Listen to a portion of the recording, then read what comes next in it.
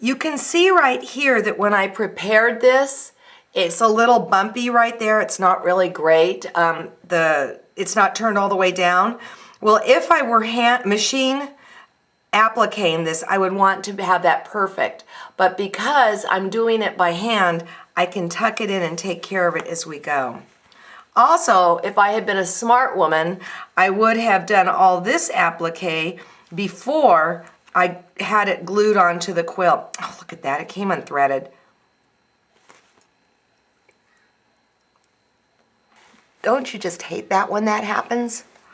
It's because the silk's a little slidey. In fact, in Lucian Newman's show, if you're into applique, you've got to watch that. If it's not in your bank of shows from the quilt show, she gives some tricks on how to keep that thread, that silk thread, from sliding. She's really good. Anyways, I'm going to bury the knot, and I'm going to take that little, I think I'm going to come up this way. Forget what I just said. I'm going to come up this way.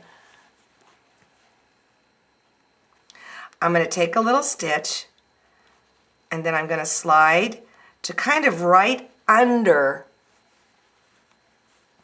where the turn is. I don't want to see the stitching. And the other thing is you want your thread to match the top color. So in this case, I'm using a yellow, and in the blue, let's say the blue area, I'd be using a blue. See, and I'm coming to that renegade area right there. Remember one time somebody told me that you match the thread to the background. No. No. Let's give that a little twirl like that. Oh, let me get the little crack in first. This is a real nice evening activity or airplane activity. They will on airplanes let you come on with needles. And you can like have little itty bitty scissors, like the kind that you clip children's toenails with the blunted end, and they'll let you on with it.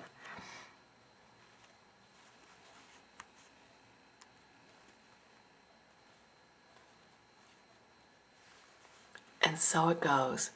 Now, let's say I'm at the end of this. I'm not, but let's say I've gone all the way around. This is how I knot it.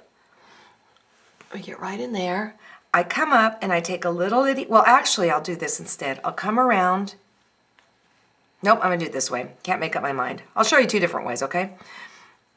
I come up, little itty bitty stitch. I take this and I wrap it around. And I pull it and I've got a knot, and then I can just go through the back and clip the thread. Sometimes, oh look at that. Sometimes I'll come through the back, I'll show you both, and I'll take a little itty bitty bite, just like that. And then I'll take my thread, wrap it around, like that. Here, hold on, it got messed up. I was looking at the camera to make sure I was getting the shot. Wrap it around, come up like that, and you've got yourself a nice little knot. Now the other thing is I never ever clip it like this. I slice it like that, okay? So that's how I do my applique. Oh, by hand. The other thing is people want to know what kind of needle to use. Different artists use different needles. I've seen appliqueurs use betweens. They're too small for me. I've seen them use straw needles, the really long ones, but I like sharps. That's what I like most of all. Up next, I'm going to show you how to do the hand blanket stitch. And then we'll move on to the machine, okay?